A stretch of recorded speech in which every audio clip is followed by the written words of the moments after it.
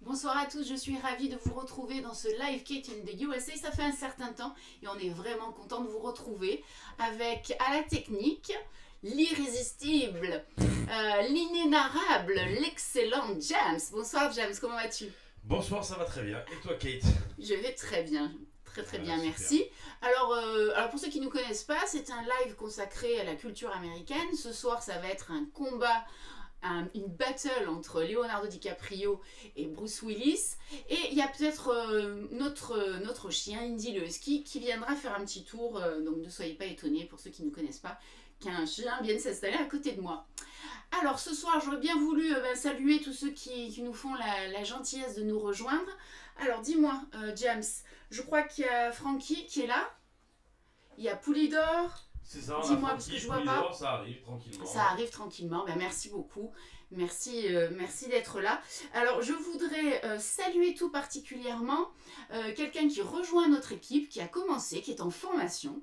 Alors, son surnom, c'est Lenny le Trainee. On te salue, Lenny. Normalement, tu es derrière l'écran, tu vas suivre l'émission et puis tu nous feras ton retour. On fera un débriefing. Et dans l'avenir, Lenny sera à la réalisation aux côtés de James, puis l'élève remplacera le maître, je pense. La relève. La relève sera assurée. En tout cas, Lenny, merci de ton aide. Et puis, bon live dans tous les cas. Écoute, James, on peut peut-être commencer à expliquer le programme de cette soirée. On va commencer à parler bien sûr des raisons pour lesquelles j'ai choisi ce thème, Bruce versus Léo. On va voir pourquoi. À un moment donné de la soirée, James va nous faire un petit recap, un petit résumé de ce qu'il a ressenti pendant 1 minute chrono. Et puis il y aura quelques jeux et un tirage au sort. Vous verrez, on va pouvoir Skyler va enfin trouver une petite famille qui va prendre soin de lui. Il est pas bien ici, Skyler? Il est bien, mais il a envie d'une autre famille. Il en a marre de nous, je crois. Voilà, Skyler. Est-ce qu'il y a de la drogue dans Skyler? C'est Skyler, tu sais d'où ça vient quand même, de Breaking Bad, donc... Yes, papa. Ouais. Alors, si j'ai choisi... cette affiche, on va dire, ce combat, cette battle entre Bruce Willis et Leonardo DiCaprio. Déjà, c'est parce que je suis une passionnée de Leonardo DiCaprio et beaucoup d'entre vous, pour beaucoup d'entre vous, c'est la même chose. Alors Bruce Willis, c'est aussi parce que il a pris sa retraite. Il a annoncé il y a quelques jours, ça fait une petite semaine qu'il a annoncé qu'il prenait sa retraite. Et c'est vrai, hein, c'est pas un fake. Je sais qu'il y en a qui croient que c'est une fake news, mais c'est une réalité. Alors, il est atteint d'une maladie qui s'appelle l'aphasie et qui l'empêche de comprendre et de s'exprimer. C'est vraiment un problème de diction, notamment.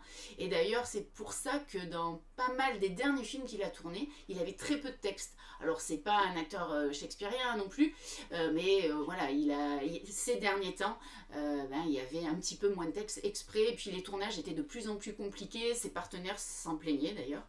Et voilà, donc il a annoncé sa retraite et je voulais qu'on fasse lui rendre à notre façon un hommage. On va comparer les deux carrières qui sont extrêmement différentes, mais il y a quand même des points communs, vous allez voir. James, est-ce qu'on est prêt? On va, en fait, pour... Oui. Moi, je suis toujours prêt. Prêt, ouais.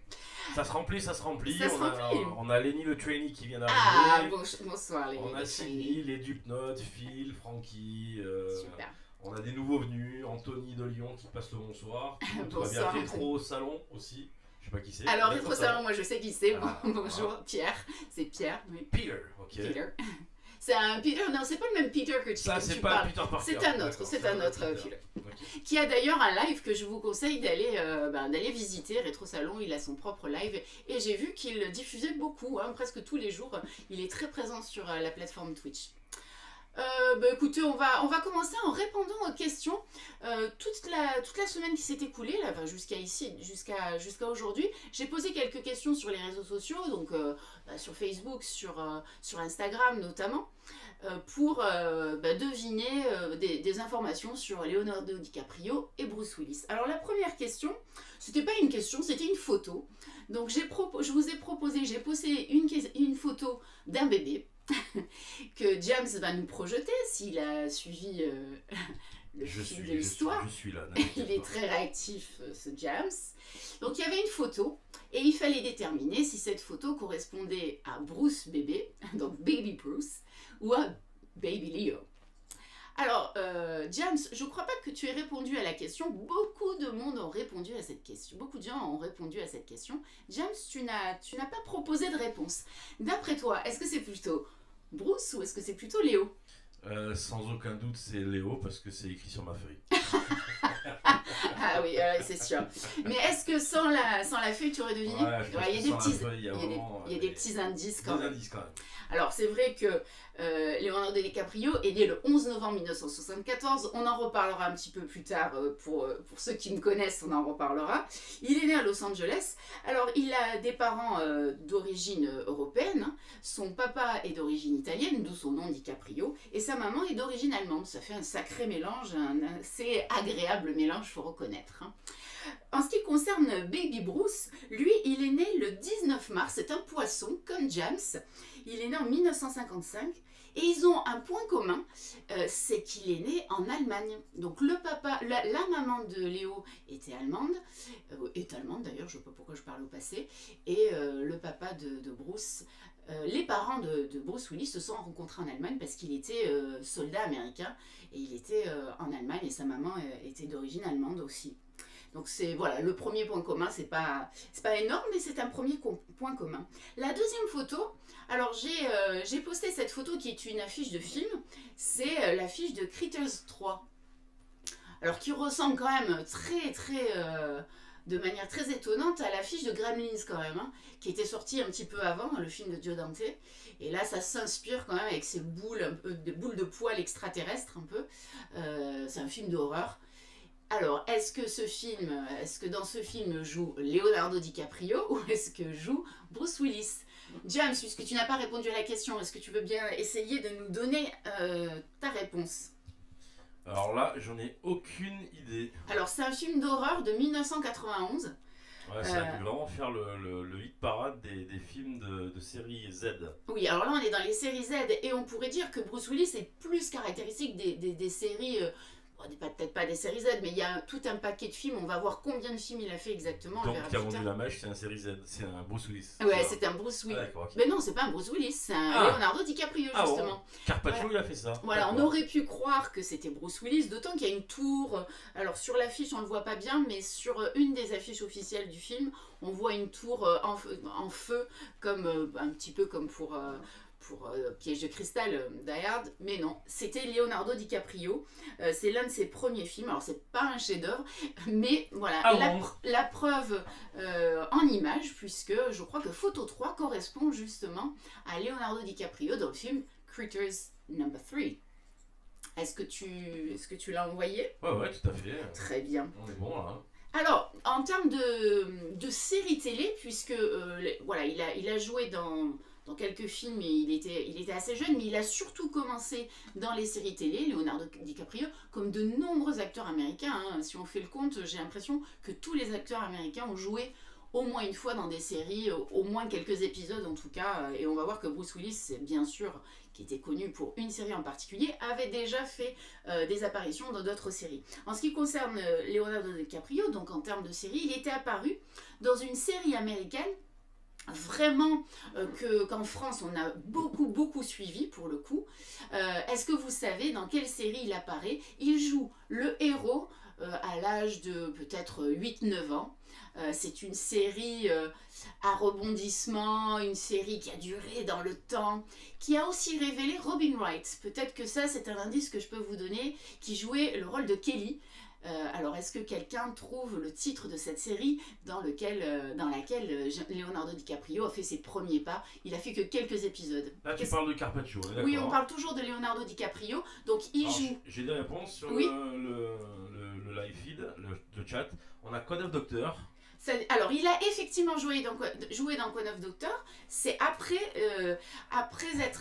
avoir joué dans cette série dont je parle. Il y a Happy Days, non? Ah non, Happy Days, il n'a pas joué dans Happy Days. Et on a Santé Barbara. Alors, à votre santé, cheers. À votre santé Barbara. Cheers d'ailleurs. Ça c'est Sylvie qui nous... Cheers. Sylvie, t'as encore bu du whisky, c'est ça? T'es au whisky, c'est ça, hein? T'es à l'apéro, hein, on est d'accord. Donc Santa Barbara. Oui, effectivement, c'est Santa Barbara. Alors pour les plus jeunes... Parce que là, Santa Barbara, ça n'a pas été... Il n'y a pas eu de remake de Santa Barbara. Autant pour Dynasty, il y a eu un remake. Santa Barbara, ça n'a pas été encore fait, ça viendra.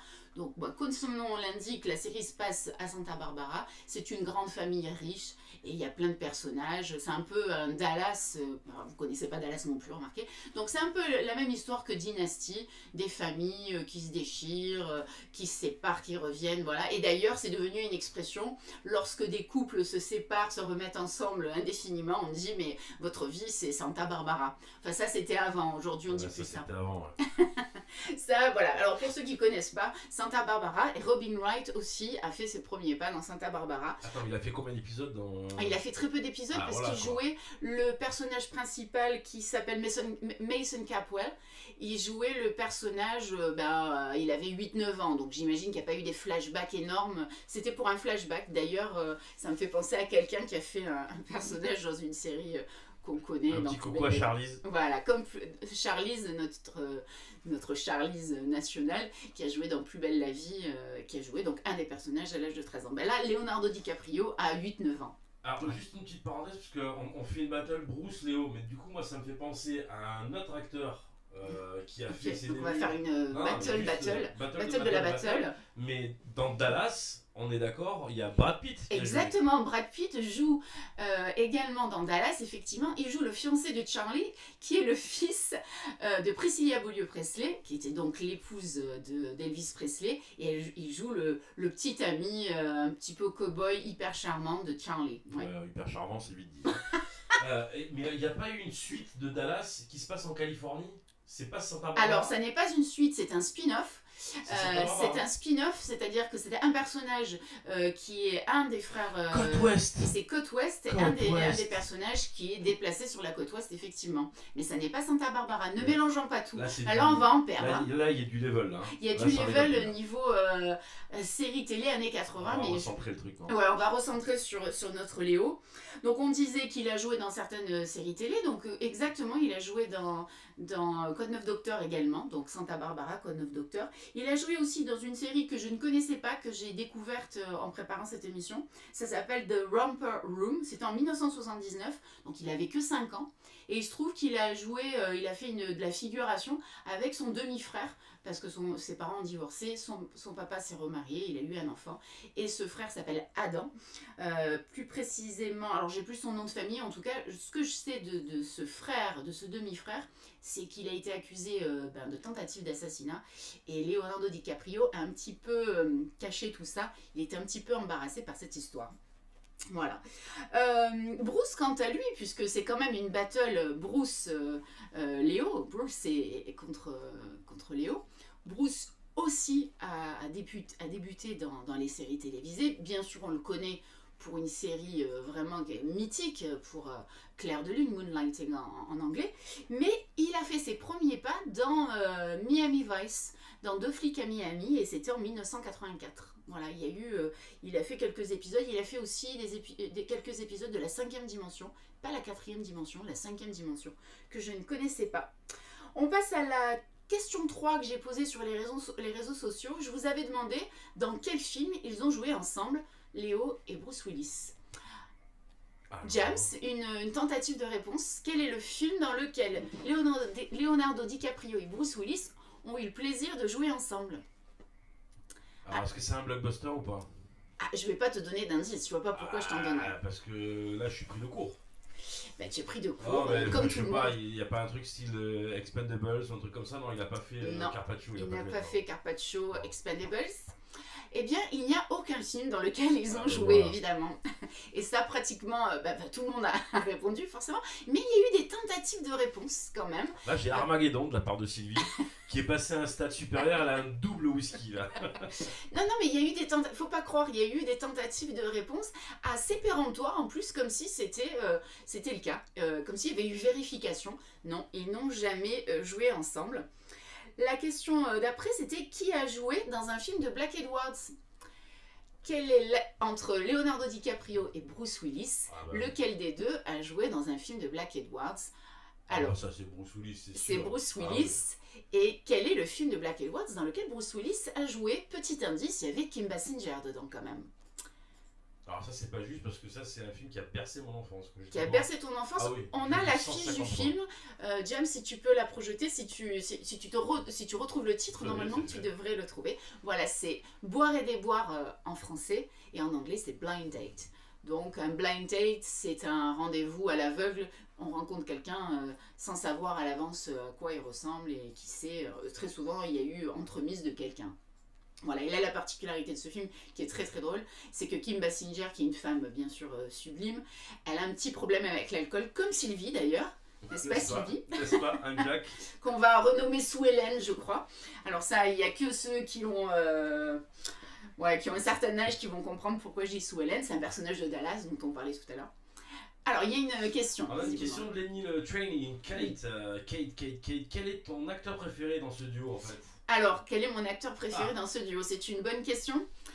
J'y serais venue à un moment donné. Je crois qu'en termes de jeu, en termes de carrière, je ne peux pas dire que c'est forcément Leonardo DiCaprio qui a un palmarès, un parcours exceptionnel. Voilà. Après, je dois reconnaître que dans mes souvenirs d'adolescente, j'ai été plus marquée par Bruce Willis que par Leonardo DiCaprio. À quelque chose près, on a grandi ensemble, Leonardo DiCaprio et moi, on va dire. À quelque chose près, à quelques kilomètres près. Il y en a qui sont nés le même jour, n'est-ce pas? Oui, mais on en reparlera plus tard. Ah d'accord, ok. Mais ça a été déjà... les Dupnotes ont vendu la mèche. Ouais, tu parles. Les Dupnotes ils ont vendu la mèche, en effet, ouais. Donc, j'ai pas Leonardo DiCaprio n'a pas eu le même impact sur moi en tant qu'adolescente. Disons que quand j'ai découvert pour la première fois Bruce Willis, j'ai pris une grande claque dans Clair de Lune. Je me suis dit, ah oui, quand même, il y a... Voilà. Ce côté viril et tout ça m'a profondément marqué. Tout comme le jour où j'ai vu pour la première fois Top Gun. Et là, c'était pas une claque, c'était un sacré taquet dans la tête que j'ai reçu. Voilà. Tom Cruise, Bruce Willis. Le côté masculin de Top Gun, on passera quand même. Hein. On y reviendra peut-être un jour, on parlera du côté masculin de Top Gun. Du côté bien huilé pour la communauté gay. Lorsqu'il joue au beach volley, notamment, scène culte. Mais on en reparlera quand Top Gun 2 va sortir. Il sera au Festival de Cannes d'ailleurs, qui a lieu au mois de mai, 17 mai. Entre le 17 et... Bon, j'ai plus les dates en tête exactes, mais enfin bientôt. Et il sera pas en compétition, mais il sera projeté pendant le Festival de Cannes, donc Maverick, Top Gun 2. Donc on parlait de Boire et déboire, Blind Date, de Black Edwards. La question suivante portait sur le nom du doubleur officiel de Bruce Willis. Alors, ça a été un peu plus difficile, mais il y a eu quelques réponses et de bonnes réponses, évidemment. Alors, je crois que Francky pourrait nous donner sa réponse, puisque tu as été le premier à répondre et à donner vraiment tout de suite, je pense que tu connaissais bien ce doubleur qui nous a quittés en juin 2020. C'est une voix caractéristique, c'est l'occasion justement de rendre hommage à ces doubleurs. Bon, moi je ne suis pas une partisane bien sûr du doublage, puisque je pense qu'un film il faut le voir dans sa version originale, mais on ne peut pas nier que certaines voix, notamment celle de Bruce Willis, celle de Robert De Niro, il y a vraiment des acteurs dont le doubleur a fait un travail exceptionnel. Michael J. Fox, c'est vraiment des voix qui nous ont marqués et qui ont contribué au succès des films. Voilà, donc c'est l'occasion quand même pour nous de rendre hommage à ces doubleurs qui font un travail dans l'ombre, mais qui sont de vrais comédiens, hein. Ça ne s'improvise pas de faire du doublage. Donc est-ce qu'on a le nom de ce doubleur? Francky et même Rétro Salon nous ont répondu, donc c'est Poivet. Patrick, oui. Patrick Poivet qui nous a quittés. Mais voilà, il y a plein de doubleurs exceptionnels. D'ailleurs, le nom du doubleur officiel, alors c'est pas systématique, pas dans tous les films. Je crois qu'avec l'âge, Leonardo DiCaprio, c'est plus tout à fait le même, mais pour la plupart des films, comme dans Titanic, Roméo plus Juliette, il s'appelle Joël Legendre.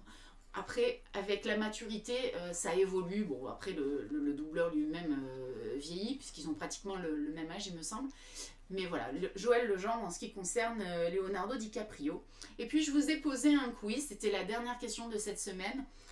Ça portait sur le nombre de films tournés par l'un et par l'autre. Et la question, c'était de savoir qui avait tourné le plus grand nombre de films entre Bruce Willis et Leonardo DiCaprio. Les réponses ont été très partagées, avec un avantage pour Bruce Willis. Alors, qu'est-ce que tu en penses, James, toi?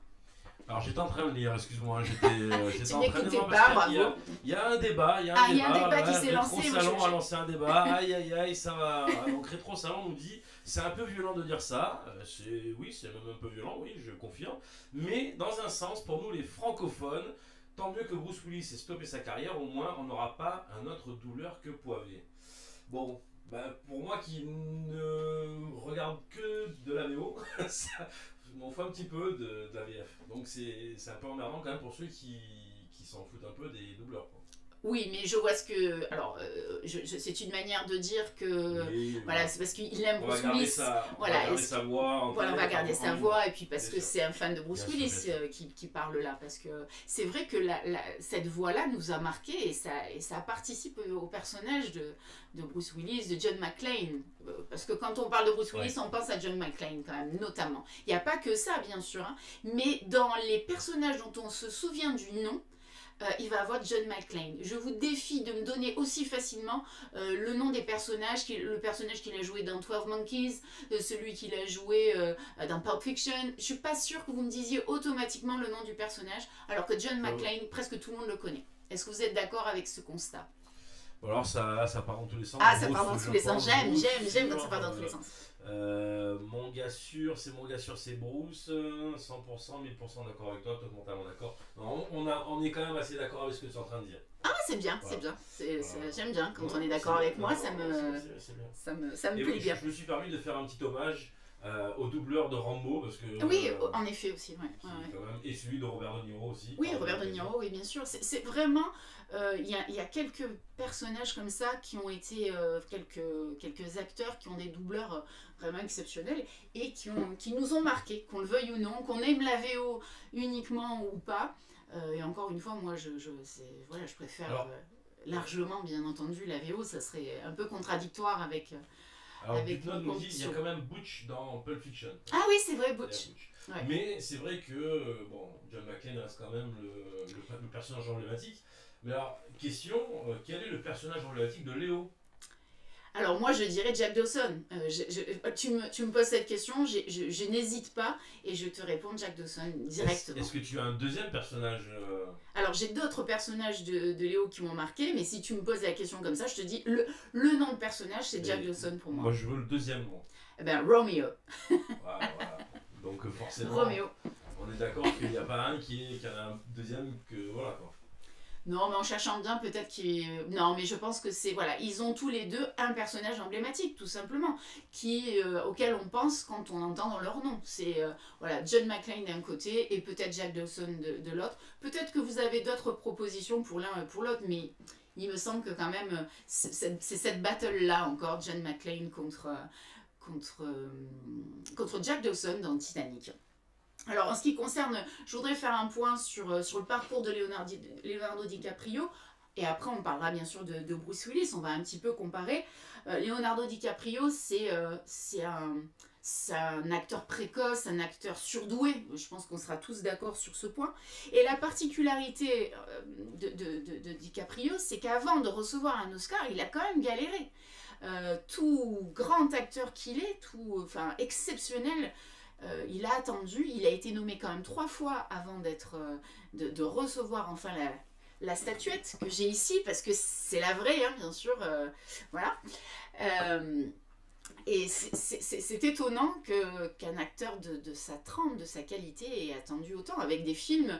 Est-ce que vous vous souvenez des films pour lesquels il a été nommé aux Oscars, sachant qu'on va parler de celui pour lequel il a obtenu l'Oscar. Alors les 3 films avant d'obtenir le Graal, ce sont lesquels? Est-ce que vous les avez en tête? Alors, on va reprendre un petit peu de sérieux sur le chat parce que ça part un peu dans tous les sens. Alors, quels sont les 3 films, c'est ça? Les 3 films pour lesquels il a été nommé, ouais. Pour un Oscar, du meilleur rôle ou du second rôle ou de quoi? Alors, il me semble qu'à chaque fois, c'est le meilleur acteur. Alors, on a Dupnote qui nous dit Le Loup de Wall Street. Exactement, il a été nommé pour Le Loup de Wall Street, mais il ne l'a pas obtenu. Polydor nous dit Roméo et Juliette. Il n'a pas été nommé pour Roméo et Juliette. Non, c'est pas ça, Polydor. Moi, j'en ai un deuxième qui est quand même assez évident, me semble-t-il, c'est The Revenant. The Revenant, il a obtenu l'Oscar pour The Revenant. D'accord, donc ça en fait un deuxième, et donc le troisième, ça serait quoi? Ah non, là je te dis c'est la 4e fois qu'il a reçu l'Oscar. Donc là, tu as déjà donné. Alors, le Titanic, film. Du coup, certainement. Il n'a pas été nommé pour Titanic. Non, pas nommé pour Titanic. Mathis, l'homme méchant, nous dit Fast and Furious. Je pense qu'il va falloir réviser un petit peu ces classiques, mon gars. Gangs of New York, oui. Non, il n'a pas été nommé pour Gangs of New York. Non. Bon, même si le film c'est de la merde, quand même. Quoi. Ouais, bon, on va pas rentrer dans ce débat. Non, il n'a pas été nommé pour Hoover. Bon, bah là, on va tous les faire. Alors, je vais vous les donner, ça peut être plus simple. Inception. Non, il a été nommé pour Aviator, pour Blood Diamond, que James, tu aimes tout particulièrement. Ouais. Et donc, le Loup de Wall Street. Et il a obtenu l'Oscar du meilleur acteur pour The Revenant. Un film, donc un survival movie où il joue, où il y a une scène extraordinaire en plan séquence. On se demande comment ils ont tourné cette scène où il se bat contre un ours. Je me revois au cinéma avec Phil d'ailleurs, 63 28 06 42 12. Il me semble que j'étais avec Phil ou avec James, où on voit cette scène en plan séquence entre Leonardo DiCaprio, le personnage qui s'appelle Hugh Glass, un truc comme ça, qui se bat. Ouais, il l'a pas marqué. Hein. Ouais, non, pas à ce point, c'est pas ça qu'on a retenu du film. John McClane, on l'a vu 4 fois quand même. Donc, oui, peut-être, ouais. C'est Hugh Glass, le nom du personnage de The Revenant. Et on a Léa Agix qui nous dit Once Upon a Time. Rien pour. Non, pas dans Once Upon a Time, non. Bon, c'est peut-être parce que le film c'est de la merde. Ah ouais, tu vas pas dire à chaque fois ça. On en reparlera de Once Upon a Time in Hollywood. Alors, si je peux du coup en profiter. Donc, j'ai une liste de films que tout le monde vient de nous envoyer. C'est quand même extraordinaire la carrière du mec. Le Loup de Wall Street, Roméo et Juliette, Titanic, Gangs of New York, Nos Rebelles. C'est vrai, Polydor, Nos Rebelles. Sam Mendes qui a un très bon film. Ouais. Hoover, Inception, Les Infiltrés. On y a oublié. Non, mais Blood Diamond. Ça va, il y a. C'est infini, il a vraiment énormément... Mais en tout cas, c'est au bout de la 4e fois qu'il a obtenu son Oscar. Et on verra tout à l'heure qu'il s'est passé quelque chose par rapport aux Oscars. Il était quand même un petit peu frustré de ça. Mais bon, il a été enfin adoubé. Donc c'est en 2016 pour le personnage de The Revenant d'Alejandro Iñárritu. Iñárritu. Alors, il y a fan de Kate qui dit quoi de la merde Padak. Attends, il y a quelqu'un qui s'appelle fan de Kate. Il y a un mec qui s'appelle fan de Kate. Qui n'est pas tranquille, je dois le dire, parce que là, il est en train de s'énerver. Il dit, déjà, il dit les sec pas. Ensuite, derrière, quoi de la merde Padak. Je pense que c'était quand on disait peut-être la carrière de Léo. Bon, il va falloir qu'il nous explique Padak dans l'histoire. Donc, il y a quelqu'un qui s'appelle fan de Kate. Il y en a un qui s'appelle fan de Kate. Ben bravo, fan de Kate. J'en reviens pas.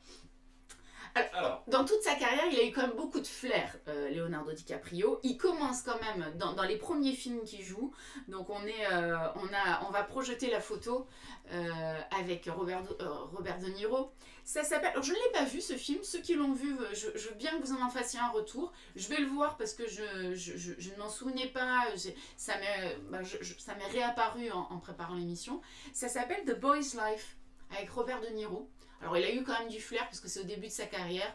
Bon, voilà, il a bien choisi ses films. Il a quand même refusé certains rôles.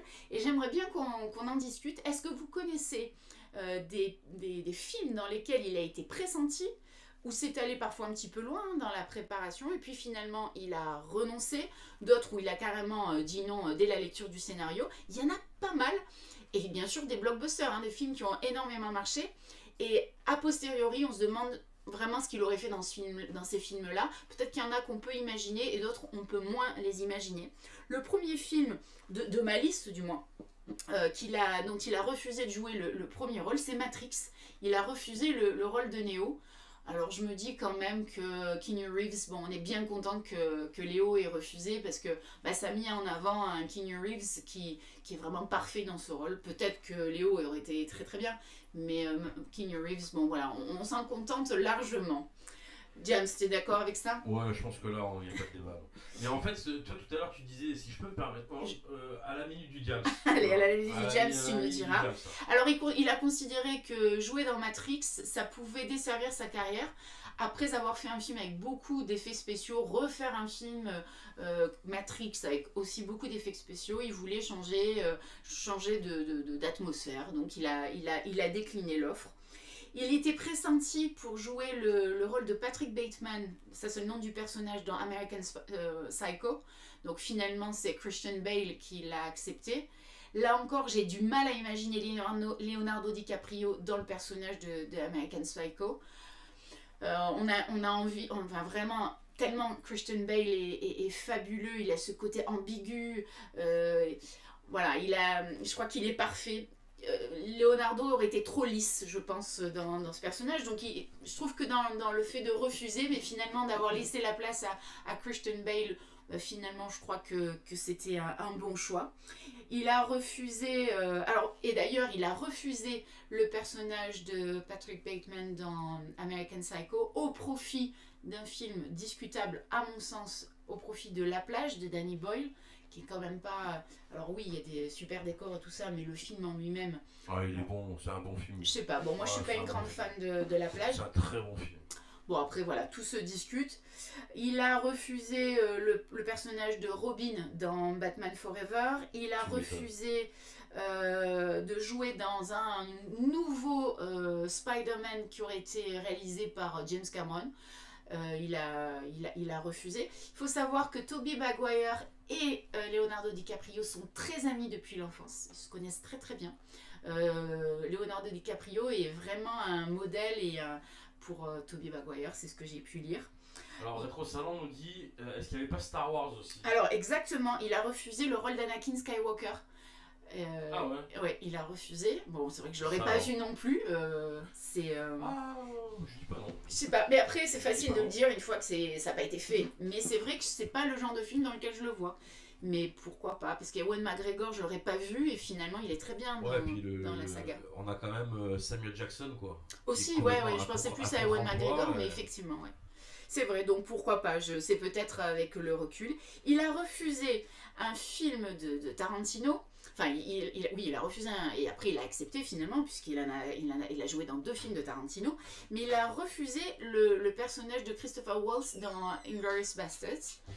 Et il a finalement accepté de jouer avec Tarantino dans Once Upon a Time in Hollywood et dans Django Unchained, bien sûr. Il y a Indy qui nous fait l'honneur de sa présence, mais ça ne va pas durer, je crois. Il s'en va aussi sec. Et puis, il a refusé. Alors, accrochez-vous. Alors, tu as réussi à lancer un débat sur, alors c'est quand même extraordinaire, sur le meilleur Spider-Man ever. Donc, quand tu parlais de Tobey Maguire, et bien évidemment, on a du Tom Holland aussi. Donc, voilà. Alors, et accrochez-vous bien, il a refusé un personnage. Il a refusé de jouer Harry Potter. Non, c'est pas vrai. Voilà, là, ça serait un peu... Non, non, même pas, il a été pressenti, je dis n'importe quoi. En tout cas, ce qu'on peut dire de DiCaprio, c'est un acteur investi dans tous ses rôles. Il va parfois même à l'encontre de ses propres convictions. C'est pas quelqu'un qui mange de la viande, de ce genre de choses. Et puis bon, dans The Revenant, bon après, c'est ça le métier d'acteur aussi, bien entendu, mais ça peut aller parfois un petit peu à contre-courant de ses convictions. On va peut-être faire un petit retour sur Bruce, enfin, si j'ose dire. Alors, sur Bruce. Alors, on a dit tout à l'heure qu'il a fait une apparition dans Miami Vice, c'était en 1985.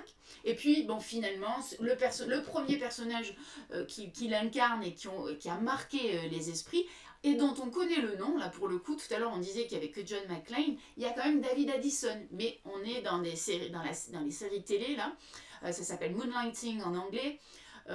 Pour les plus jeunes d'entre vous, ben, il y avait ce générique assez iconique. C'est une musique chantée par Al Jarreau, qui était un musicien de jazz américain qui est décédé, mais la musique a beaucoup contribué aussi au succès de la série parce que le générique plaisait beaucoup. Il avait 30 ans quand il a commencé Moonlighting, ce qui est quand même pas si jeune que ça. Il a été choisi parmi 3000 prétendants. Et il incarne dans Moonlighting, il incarne un détective privé un peu cynique, assez sexy, j'avoue, un peu désabusé. Il a une partenaire qui s'appelle Sybil Shepherd. Est-ce que tu as mis la photo de Moonlighting? Bravo. Alors à l'écran, ils ont vraiment un couple très explosif, je dirais. C'était juste à l'écran, hein, ils n'étaient pas dans la vie ensemble. Et par contre, ce sont deux personnages qui se cherchent. Il y a une tension entre les deux, c'est assez électrique. Ils ne sont pas ensemble dans la série pendant plusieurs saisons. Et donc c'est ce qui plaisait aux spectateurs, c'est qu'on avait envie qu'ils soient ensemble, mais ils ne l'étaient pas. Et à partir du moment où les deux personnages forment un couple, un vrai couple dans la série. D'ailleurs, le personnage attend... Enfin, elle attend pas d'enfant de lui, je crois pas. En tout cas, à partir du moment où ils deviennent un couple, eh bien, tout le monde a décroché. Moi, la première, alors que j'étais une grande fan, c'était pas ce que je voulais. Je voulais voilà, avoir toujours cette tension entre ces deux personnages. Ah, ça fight toujours sur Tom Holland et Tobey Maguire. L'intérêt de Moonlighting, c'était qu'il continue à se prendre le bec. Et exactement. Je t'aime moi non plus, ce jeu de Je t'aime moi non plus. Exactement. Qu'on adorait, quoi. Voilà, on avait envie de les voir se disputer, se chercher, et à partir du moment où ils se sont trouvés, c'était moins intéressant, j'avoue. Alors il a obtenu un Golden Globe grâce au rôle dans Clair de Lune, et un Emmy Award du meilleur acteur en 1987. Donc quand même, Bruce Willis, il a obtenu quelques récompenses. On parlera d'une autre récompense, mais tout à l'heure. Il a refusé, lui aussi, parce qu'il a refusé des rôles, hein, il a refusé le personnage de Patrick Swayze dans Ghost. Donc là, il aurait eu comme partenaire sa femme, Demi Moore, mais il a refusé parce qu'il n'avait pas envie de jouer un fantôme, ce qui est quand même très drôle quand on sait qu'il a joué après, je ne veux pas spoiler ceux qui n'ont pas vu, mais quand on sait qu'il a joué dans Sixième Sens, et j'ai un peu spoilé là pour le coup. Ouais, bon, ça fait 20 ans qu'il est sorti le film, hein, tu spoiles plus grand chose. Dans les plus jeunes, si vous n'avez pas vu Sixième Sens, il faut absolument le voir, c'est un très très grand film.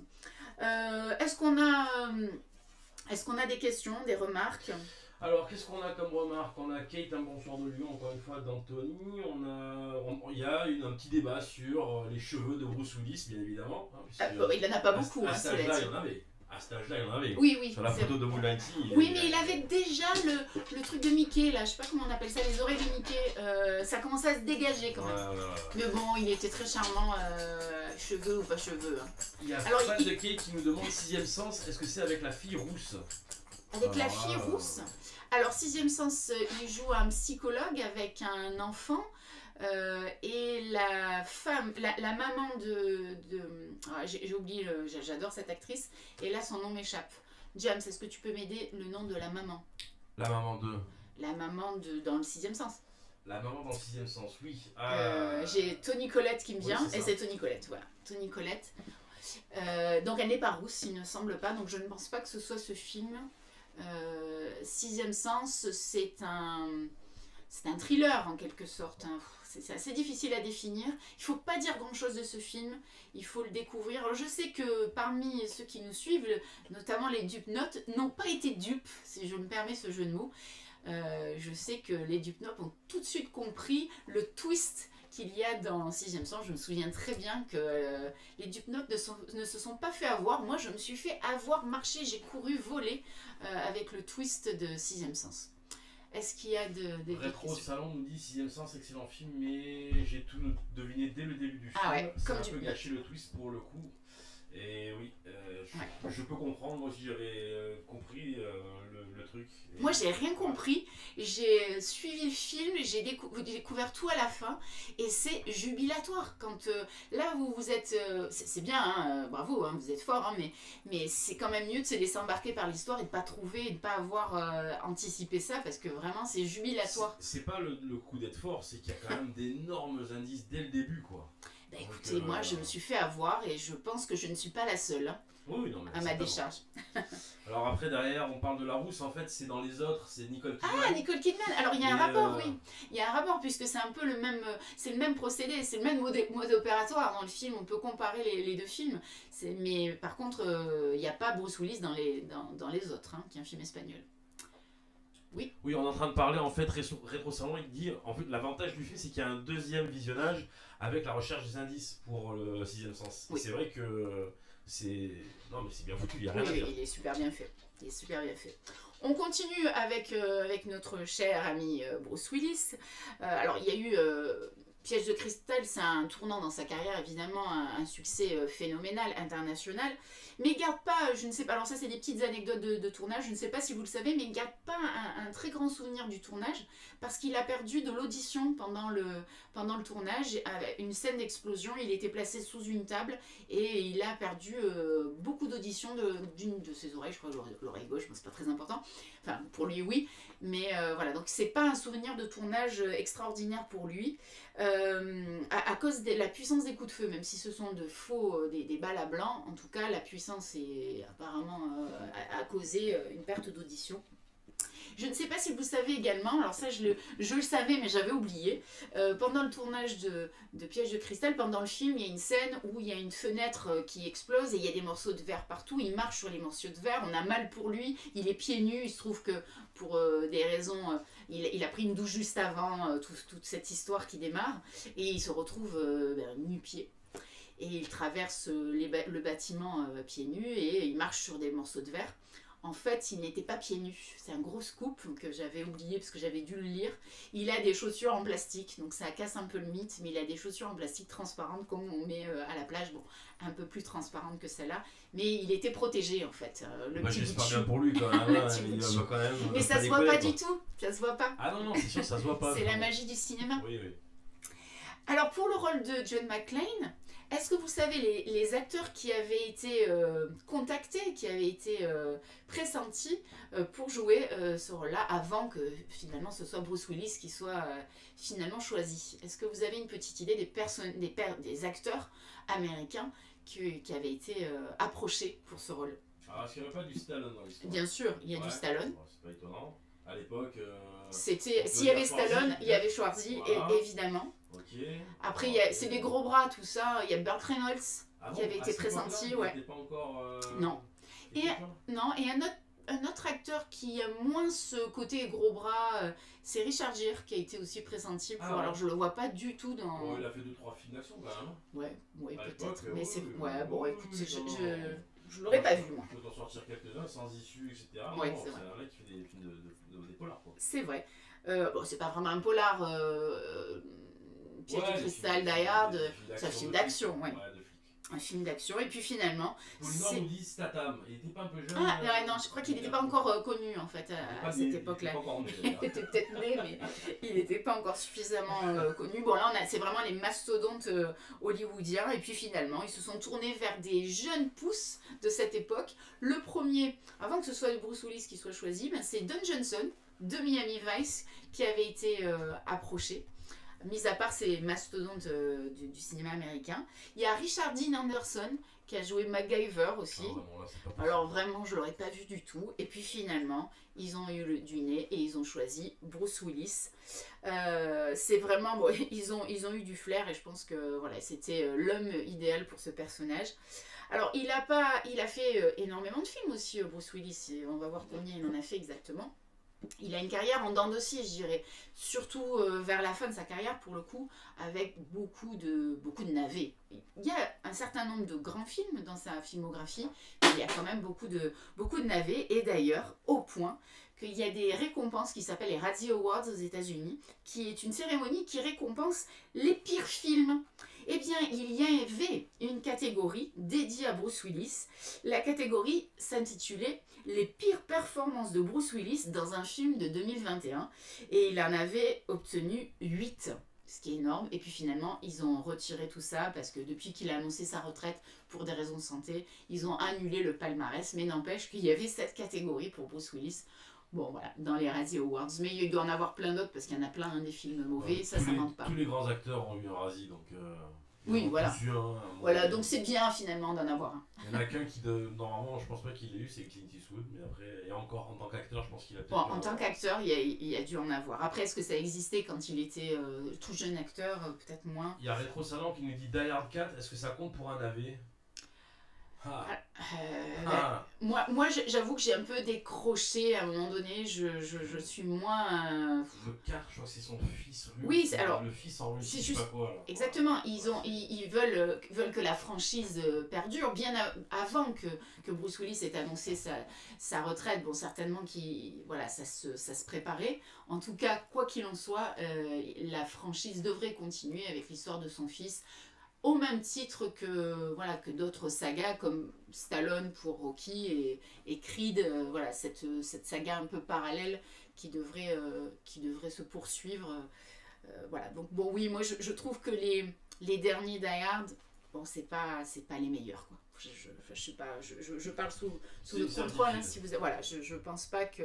Je pense pas qu'il y ait grand monde qui te contredise. Voilà. Alors j'aimerais bien qu'on revienne à la battle Bruce Willis, Leonardo DiCaprio. J'aimerais que vous me disiez quel est pour vous le meilleur film de Leonardo DiCaprio et quel est le meilleur film de Bruce Willis. Donc il faut que vous me donniez 2 films en parallèle. Moi je vais vous proposer les miens pendant que vous réfléchissez et que vous tapez vos titres. Alors j'ai eu du mal pour Leonardo DiCaprio, j'avoue, parce que il a une telle filmographie. Shutter Island, qu'on n'a pas cité tout à l'heure. The Revenant, Les Infiltrés, on l'a dit. Arrête-moi si tu peux, qui est un bon film. Alors c'est peut-être pas de la même trempe que Les Infiltrés, que Django Unchained. Bon, ça c'est encore discutable. Certains ne sont pas des grands fans de Django Unchained. Blood Diamond, Les Noces Rebelles. On ne sait que choisir, mais finalement, je crois, Roméo plus Juliette de Baz Luhrmann, finalement, je crois que je vais revenir aux origines, à la source, à ce qui m'a fait aimer Leonardo DiCaprio. Bien, je vais choisir Titanic, même si c'est pas de bon ton de dire que Titanic est un bon film. Pendant très longtemps, ça faisait un peu... on se faisait mal voir quand on disait qu'on aimait ce film Titanic, on nous trouvait un peu ridicule. Et bien moi je défends à fond Titanic. J'ai même un bouquin là que j'ai oublié d'aller de prendre, mais j'ai un bouquin sur Titanic tellement j'aime ce film. Alors il est long, on connaît la fin d'avance, je sais bien, mais c'est pas grave, on se laisse embarquer et les 2h, je sais pas, 40, ben, elles passent comme de rien.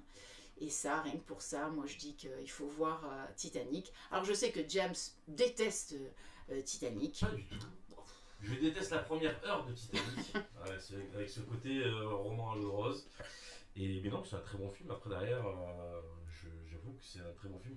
La performance de Carpaccio, elle est pas non plus extraordinaire, pas non plus exagérée. C'est pas le rôle le plus la performance la plus emblématique, mais c'est le personnage le plus emblématique, quoi qu'il en soit. Après, il en a tellement fait après que voilà, ça a pris le relais. Alors donc, du côté de Léo, est-ce que tu peux projeter l'affiche de Titanic? Et du côté de Bruce Willis, j'ai eu du mal aussi. Et finalement je crois que j'ai retenu le personnage de Butch dans Pulp Fiction et si tu veux bien projeter la photo, voilà, je crois que c'est ce qui m'a le plus marqué, à part bien sûr John McClane dans Die Hard, hein, ça c'est indéniable, Mais si on doit citer un autre film, je crois que Pulp Fiction, ben, finalement, bon après dans Pulp Fiction il y a tellement d'acteurs, mais voilà, je retiendrai la performance de Bruce Willis dans Pulp Fiction. Alors qu'est-ce qui ressort des films? Qui ressort donc Rétro Salon nous dit complicado comme question. Pour les Dupnotes, Léo c'est impossible, elle est complètement fan, donc forcément voilà. Tous les films. Poulidor, Titanic et La Mare vous va si bien. Ok. Ah oui, c'est pas mal du tout, bien vu. Dupnote, donc Titanic c'est mythique presque. Sylvie nous dit Titanic et le piège de cristal. Ouais. Donc why not. Anthony de Lyon nous dit Léo le Titanic. Lenny nous dit Titanic c'est une légende ce film. Ensuite on a au final Rétro Salon qui va nous dire Titanic a longtemps été le film le plus cher de l'histoire, notamment parce qu'ils ont fait couler une maquette d'un paquebot. Ça s'est passé. Ça c'est complètement vrai. Et donc voilà, plus ou moins, tout le monde est plus ou moins d'accord. Bon voilà. Bon, c'est quand même Titanic qui l'emporte, j'ai l'impression. Oui, D'une manière générale. Ça parle beaucoup de Titanic. Quoi. Bien sûr, c'est assez logique. Alors je vous propose de faire un petit jeu. Alors avant le jeu, on va demander. Voilà, on va demander. Je t'ai demandé ton avis systématiquement, pratiquement, mais je crois que nous sommes au moment de la minute de James, avant de jouer un jeu pour clôturer cette soirée. Allez, bah écoute, 2 petites secondes, on va faire partir. Alors James va nous dire ce qu'il a retenu de nos échanges très fructueux.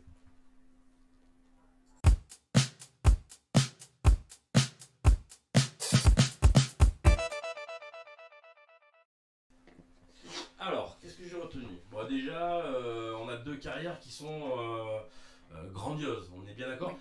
On peut dire quand même que la carrière au niveau des films, en termes de quantité et de qualité, Leonardo a une plus grosse carrière que Bruce, à mon avis. En qualité, pas en quantité. Pas en termes de qualité, enfin en termes de qualité.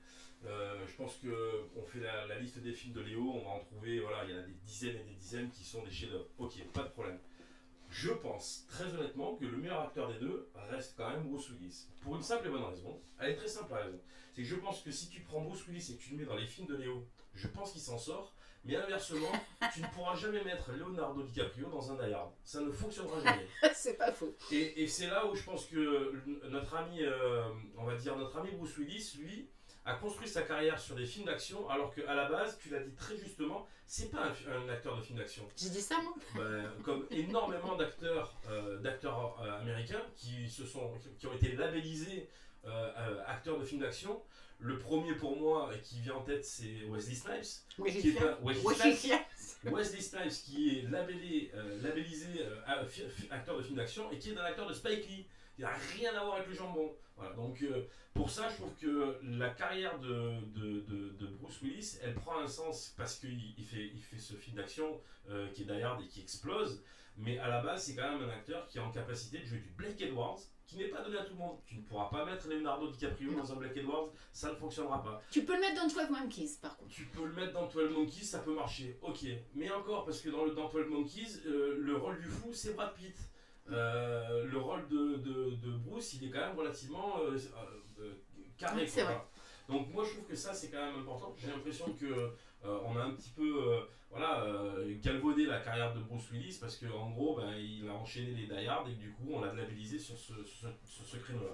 Maintenant si tu veux me donner mon film préféré avec Carpaccio, ouais ça c'est aussi c'est un bon film. Bon, si on regarde les films de Carpaccio, mais de loin et de très très loin, The Revenant, c'est la meilleure performance qu'il ait faite dans n'importe quel film, quoi. Je parle de performance d'acteur. Voilà, on est d'accord, parce qu'après le film. Parce que, non, mais le film est pas mal. Bien, mais c'est pas le très bien. La performance d'acteur, elle est extraordinaire. Si on compare la performance de Jack Dawson et de son personnage dans The Revenant, il n'y a même pas de comparaison. Non, mais il a évolué, il n'a pas le même âge, il n'a pas le même personnage. Tu prends Inception et Revenant, pareil, la performance d'acteur, elle n'est pas du tout la même, quoi. Oui. Voilà. Par contre, il est certain que pour trouver, je trouve que la meilleure performance de Bruce Willis dans son film, ça reste quand même le Sixième Sens, parce qu'il montre encore une fois, Sixième Sens, pardon, parce qu'il montre encore une fois qu'avec cette étiquette de mec qui fait des films d'action, etc., il est en capacité de trouver d'autres rôles et de les incarner avec brio. Bravo, voilà. Vraiment bravo, belle synthèse, comme d'habitude. On t'aurait écouté qu'1 minute, ça suffisait en fait, tellement tu synthétises bien. C'est très Voilà, bien. sinon Bravo, bravo. je vais me casser. C'est bon. Bravo, bravo. Alors, je vous propose un petit jeu. Alors, j'ai intitulé ce jeu Bruce, Léo ou les deux. Donc, autrement dit, vous devez me répondre. Soit ça correspond à ce que je vais vous dire, donc c'est une affirmation qui correspond à Bruce Willis ou à Leonardo DiCaprio ou aux deux. Attention au piège, Allez, évidemment. à mon clavier. Hein. À vos claviers. Alors, la première facile, il a eu une histoire avec Demi Moore. Bruce, Léo ou les deux? Putain, si c'est les deux, c'était un plan à 3 alors.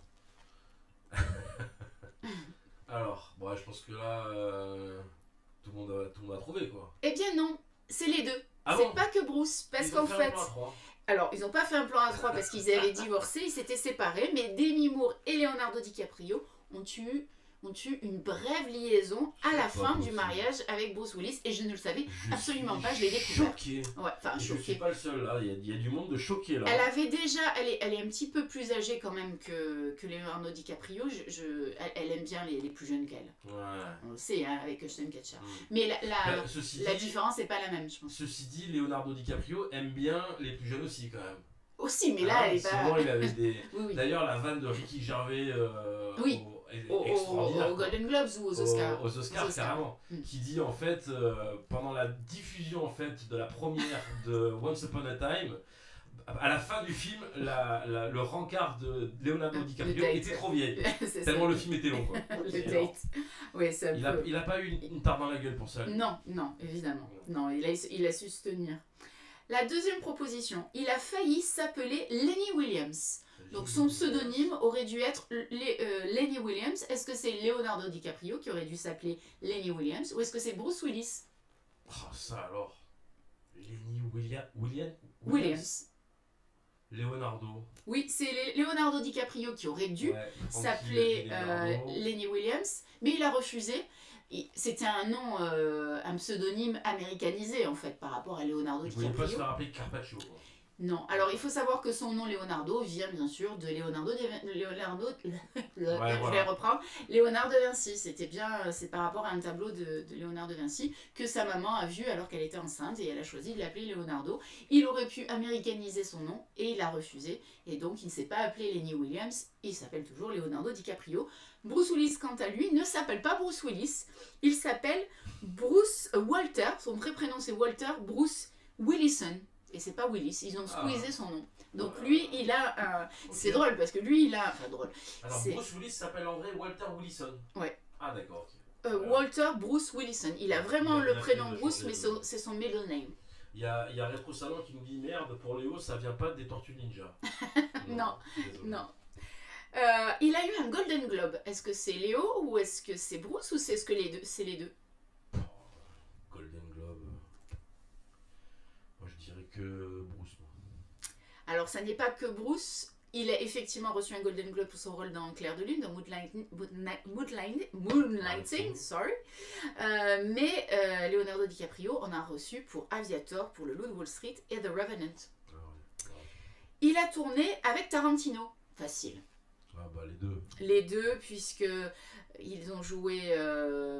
Bruce Willis a joué dans Pulp Fiction et Leonardo DiCaprio a joué dans Django Unchained et dans Once Upon a Time in Hollywood. Il fait souvent des films par deux, j'ai remarqué. Il y a souvent des partenaires où il a joué deux fois avec certains partenaires. Qui ça, Léo? Léo, ouais, souvent. Il y a beaucoup de réponses hein, sur le. Et oui, j'imagine. Est-ce que tout le monde fait juste oui, à peu près? Oui, il y a près? beaucoup. Il y en a donc Lenny a dit les deux, Francky il a dit Bruce, Rétro Salon les deux, Anthony les deux, Lady Plot les deux. Très bien, ça suit. Il n'a pas tourné avec Baz Luhrmann. Est-ce que c'est Bruce Willis? Est-ce que c'est les deux? Baz Luhrmann est un réalisateur. Je ne vais pas donner de titre de film. Tu m'aurais dit il a pas tourné avec. Alors par exemple, Baz Luhrmann, c'est Moulin Rouge. Mais est-ce que. C'est pas un film ça. Alors. Ça c'est un documentaire sur le cabaret. Bon alors c'est que Bruce qui n'a pas joué dans un film de Baz Luhrmann, puisque Leonardo DiCaprio a joué dans 2 films de Baz Luhrmann. Encore une fois, ce chiffre revient tout le temps. Des documentaires, là. Il a joué dans Gatsby le Magnifique et dans Roméo plus Juliette, qui sont 2 films de Baz Luhrmann. Des documentaires, Gatsby et... Il a eu comme partenaire Kate, qui bon, j'avoue, il a eu Kate comme partenaire. Alors, est-ce que c'est Bruce, est-ce que c'est Léo, ou est-ce que c'est les deux? Il n'a pas eu la vraie Kate. Ils n'ont pas eu la vraie Kate si c'est les deux. Alors, qu'est-ce qu'on a Anthony nous dit Bruce. Phil nous dit Léo 2 fois. Il a eu Kate 2 fois. Kate Winslet, oui, Kate Winslet dans Titanic et dans Nos Rebelles, bien sûr. Mais il se trouve que Bruce Willis a aussi une Kate, mais ça s'écrit pas de la même manière. Il a eu comme partenaire Kate Blanchett. Eh oui. Donc ils ont eu tous les deux une Kate dans leur vie. Wow. J'ai toutes mes chances, je pense. Comment? Kate Blanchett, c'est dans Bandits. Et ben, j'ai dans plus d'un Bandits. Ok. Alors là, c'est vraiment n'importe quoi, mais il est considéré comme le James Bond américain. Est-ce que c'est Leonardo DiCaprio ou est-ce que c'est Bruce Willis? Oh, mais ça t'as chopé dans quel site de merde t'as chopé ça? Alors, bien sûr, c'est... James Bond américain? Ouais, c'est Bruce Willis parce que si vous remarquez bien, les derniers films de la saga Die Hard portent des titres qui ressemblent à des films de James Bond. Tous les Die Another Day, Tomorrow Never Dies, et dans A Good Day to Die, c'est le dernier volet de la saga Die Hard. Ça ressemble un peu à ces titres de James Bond. Et puis il y a la volonté d'en faire une saga qui perdure. Bon, ça rattrapera pas les, je crois, 23 volets de James Bond. Je crois qu'il y en a 23. 25. Ouais. Ah oui, les deux derniers. Bon, ouais, c'est un peu ridicule, hein, mais bon, voilà, c'était pour l'anecdote. Il a une jumelle. Une sœur jumelle. Est-ce que c'est Léo, est-ce que c'est Bruce ou est-ce que c'est les deux? Mais moi je dis que c'est Léo, c'est sûr. Mais bon, ils sont pas sortis du corps de la même maman. Certes. Donc c'est moi, bien sûr, sa jumelle, évidemment, puisqu'on est nés exactement le même jour, pas dans le même endroit, pas la même maman, effectivement. Et pas avec le même compte en banque. Aussi. Il a réalisé un film. Est-ce que c'est Léo, est-ce que c'est Bruce Willis ou est-ce que c'est les deux? Alors, il se trouve que ce sont les deux, puisque Bruce Willis a réalisé Three Stories About John, que je n'ai pas vu, donc il faudra que je le voie. Et puis, Leonardo DiCaprio a réalisé un documentaire sur l'environnement, ce qui l'a conduit à aller au Royaume-Uni, pas du tout, à l'Organisation des Nations Unies, à l'ONU, faire son discours sur l'environnement. Enfin, il en a fait plusieurs. Il a gagné sa vie en travaillant comme barman avant d'exploser au cinéma. Est-ce que c'est Bruce, est-ce que c'est Léo ou est-ce que c'est les deux? Alors, moi je dirais quasi sûr que c'est Bruce. Francky dit Bruce. Rétro Salon dit Bruce. Ah, Poulidor dit Léo. Eh bien, c'est Bruce, vous avez raison. Voilà. Désolé Poulidor. Eh. Alors, il faisait, d'après John Goodman, qui connaît bien Bruce Willis et qui le connaissait déjà de cette époque, je cite, le meilleur de New York, il faisait le spectacle, il était incroyable en tant que barman. Donc voilà, il avait cette qualité, il aurait pu jouer dans Cocktail à la place de Tom Cruise. Il a un lien avec l'immeuble Nakatomi à Los Angeles. Est-ce que c'est Léo, est-ce que c'est Bruce ou est-ce que c'est les deux? Ah, ça pourrait peut-être... il doit y avoir un truc. Moi je dirais Léo du coup. Voilà, tout le monde qui dit Léo, rétro, Salon dit Bruce, Polydor dit Bruce, Isa dit Bruce. Alors, le Nakatomi Plaza à Los Angeles, c'est donc l'immeuble de Piège de Cristal. C'est le nom de l'immeuble, c'est le nom que porte l'immeuble de Piège de Cristal. Donc bien sûr, c'est lié à Bruce. Mais c'est aussi lié à Léo, parce que ils ont tourné dans le bâtiment, à l'époque, dans le siège de la 20th Century Fox, donc de la société de production. Et Leonardo DiCaprio a bien sûr joué dans des films de la 20th Century Fox. Donc il y avait un lien pour Bruce et pour Léo, pour les deux. Voilà, c'était le petit piège. Il a enregistré 2 albums sous le nom de Bruno Radolini. Bruno Radolini. Est-ce que c'est Bruce? Est-ce que c'est Léo? Est-ce que c'est... Mais qu'est-ce que c'est que ces questions là? Bruno Radolini. Ouais. Bah et... Bruno, Bruce... Oui, c'est Bruce Willis, mais vous savez qu'il a... C'est un vrai chanteur de blues, hein, et il a vendu beaucoup d'albums, Bruce Willis, faut pas croire. Il est un peu dans la merde là du coup. Ah le pauvre, oh, j'avais oublié. J'avais oublié. Et dernière question pour la route. Il a son propre jeu vidéo. Est-ce que c'est Bruce Willis, est-ce que c'est Léo ou est-ce que c'est les deux? Alors ça c'est un piège. Parce que de sûr quand j'étais petit je jouais à Die Hard. Il y avait un vieux jeu qui s'appelait Die Hard. Alors en effet, c'est le premier acteur, le premier personnage de saga qui ont explosé au cinéma qui a eu, c'est vraiment Die Hard et John McClane qui a eu le premier personnage en jeu vidéo. Mais il se trouve aussi que Léo a eu aussi, à l'époque où il n'avait pas eu encore d'Oscar, il y avait un jeu vidéo qui n'en est pas vraiment un, mais qui a existé, qui s'appelle The Red Carpet Rampage, qui était... Il fallait aider Leonardo DiCaprio à avoir un Oscar, parce que c'était l'époque où il n'en avait jamais, il allait aux Oscars et il revenait bredouille. Donc il y avait un jeu vidéo qui a été créé pour aider Léo à obtenir son Oscar. Donc on l'aide à aller chercher l'Oscar sur le Red Carpet. Bah, c'est rigolo, c'était pour l'anecdote. Voilà, je crois qu'on a fait le tour de notre jeu. Je voudrais faire un petit tirage au sort pour terminer, avant de vous quitter, pour remporter déjà Skyla. Alors avant que le tirage au sort se fasse, oui. Juste, je pensais à un truc. Ça t'arrive? Ouais, ça m'arrive de temps en temps. Là, quand j'ai appris la nouvelle que en fait notre ami Bruce Willis allait arrêter sa carrière. Notre ami. Oui, c'est mon pote. Et en fait, par rapport à la raison pour laquelle il a arrêté sa carrière, je me suis dit, mais est-ce qu'il n'y aurait pas un moyen de trouver un scénario pour qu'il continue sa carrière? Et en fait, je pense qu'il pourrait faire The Artist 2.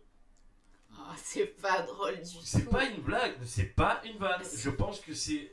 Franchement, c'est pas une vanne. Pourquoi pourquoi ne pas trouver un scénario qui implique simplement du jeu d'acteur et pas de... Voilà. Pourquoi pas? Je pense quand même qu'il y a beaucoup de choses à retenir et il en est au stade où il retient plus. Ah merde. Eh oui. Ah ouais. Ça attaque ses fonctions cognitives. Donc, moi je pensais que c'était juste qu'il n'arrivait plus à parler. Non, ça attaque ses fonctions cognitives. Autant pour moi. Mais bon, tu vois, c'était pas une blague du tout. Je réfléchissais à un moyen. C'est gentil, je pense à lui. C'est gentil. Je pense qu'il pense autant à toi que lui. Mais ouais, parce que je suis prêt à lui envoyer un scénario, j'étais chaud. Écoute, propose-lui, on ne perd rien. Hein. Bruce, si tu nous écoutes. Alors, le résultat des jeux pour Skyler. Alors, c'était la réponse à la question du doubleur de Bruce Willis. Et on va tout de suite faire le tirage au sort. Alors, il y a plusieurs tirages au sort aujourd'hui. Et c'est donc ouais, c'est celui-ci. C'est Cheers. Alors, qui est ce merveilleux Skyler qu'on a fait en association avec les posts d'Yvan, que je vous conseille de suivre sur Facebook et sur Instagram. Ça vous illumine la journée, plein de blagues toute la journée. C'est vraiment sympa. Alors, qui emporte Skyler? Skyler, tu vas te retrouver chez Franck Deshabreux est le nouveau propriétaire de Skyler. Alors Francky, tu m'envoies en MP ton adresse, comme ça Skyler va venir te rejoindre. Je suis très heureuse qu'il est chez toi. Mais il faudra une photo. Hein. Il faut une photo avec Skyler. Je suis très très heureuse que ce soit Francky qui... Ça aurait été marrant que Skyler fasse comme le nain de Amélie Poulain. Ouais. Ah, c'est pas bête. On pourrait inventer ça. On enchaîne sur le deuxième jeu qui c'était pour remporter une pizza. Alors là, ça ne concerne qu'une petite partie des personnes qui nous suivent. C'est en partenariat avec Pizza Folies Taravao, qui est quand même à Tahiti. Donc il y a des personnes qui nous suivent à Tahiti que je salue. Je salue d'ailleurs ceux qui nous suivent en rediffusion, ils sont nombreux. Il y a beaucoup de gens qui nous regardent après l'émission, dans les jours qui suivent. Mais je salue tous les Tahitiens, tous les habitants de Taravao qui nous suivent. Et alors là, c'est ici, non, c'est celui-ci. C'est Wonder Woman cette fois. Et donc, qui a remporté une pizza California chez Pizza Folies Taravao? Eh bien, c'est Caro. Je vais avoir du mal à le dire. Je suis désolée, Caro Rayo Rawa. Voilà. Bravo. Et il faut se signaler. Tu m'envoies un MP et on s'arrangera avec le propriétaire de Pizza Folies Taravao que je connais très bien. On postera les noms des vainqueurs. On postera les noms des vainqueurs. On mettra le palmarès sur Facebook, Instagram, Twitter et toute la clique. Et puis, dernier lot ce soir, c'est pour remporter une pizza chez Allo Avanti Pizza, Toulon, que l'on remercie. Et je vais faire le tirage au sort ici. Alors là, c'est Tommy's Coffee cette fois. Et donc là, c'était sur les réponses aux différentes questions que j'avais posées. Et le gagnant, qui est une gagnante, c'est Carlotta. Carlotta, tu m'envoies un MP. Je crois savoir qui est Carlotta. Je la vois assez souvent. Carlotta, tu m'envoies un MP et je te dirai comment aller chercher ta pizza à Allo Avanti Pizza. Voilà, juste pour terminer, les prochains rendez-vous, on se retrouve dans Bonsoir le Sud sur Radio Star, sur le site internet www.radiostar.fr, onglet 90.2 Toulon, pour pouvoir nous écouter où que vous soyez. Vous pouvez aussi télécharger l'application Radio Star, onglet Toulon 90.2, c'est important, sinon vous écoutez Marseille, et non, c'est Toulon. Je tiens à remercier de tout cœur Pizza Folie Taravao, à Laurent Avanti Pizza pour leur partenariat.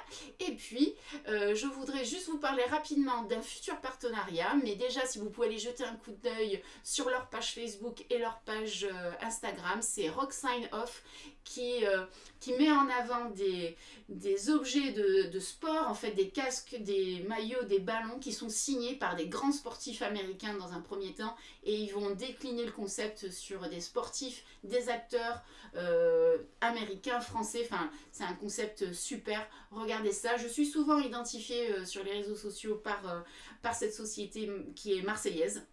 Voilà, je vous invite à aller regarder, jeter un coup d'œil, c'est très intéressant et vous pouvez faire des cadeaux inoubliables à des prix tout à fait raisonnables. Voilà, donc ça c'est pour un futur partenariat, mais je voulais leur faire un petit clin d'œil ce soir. Voilà, mais je crois qu'on a fait le tour. Je vous remercie tous d'avoir été présents, d'avoir participé. C'était un échange très riche, je trouve. Merci James. De rien. Et puis, écoutez, à la prochaine avec Lenny le Trainee. Merci pour ta contribution et puis passez une bonne soirée et n'oubliez pas que il faut profiter et c'est make each day count, comme le dit Leonardo DiCaprio dans Titanic. N'est-ce pas? Bye. Ciao tout le monde.